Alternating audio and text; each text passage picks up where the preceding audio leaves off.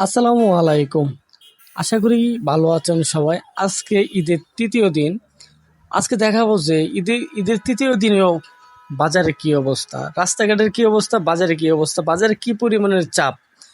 আজকে একটু ঘুরতে ঘুরতে বাজারে চলে গেছিলাম। বাজারে চলে যাওয়ার পরে ওভারব্রিজে উঠে দেখলাম যে গাড়ি ঘোড়ার যে অবস্থা, বাপরে বাপ! গাড়ি মনে করেন যে একের পর এক দেশে থেকে আইতেছে। যাদের বাড়ি নেত্রকোনা, ময়মনসিংহ, হালুয়াঘাট, জামালপুর, ওদিক থেকে শুধু গাড়ি আসতেছে আসতেছে। অনেক গাড়ি আসলো। তারপরে আর কি করা, কতক্ষণ গাড়ি দেখলাম, কি পরিমাণে চাপ আছে গাড়ির। তারপরে কিন্তু চলে যাওয়া শুরু করলাম।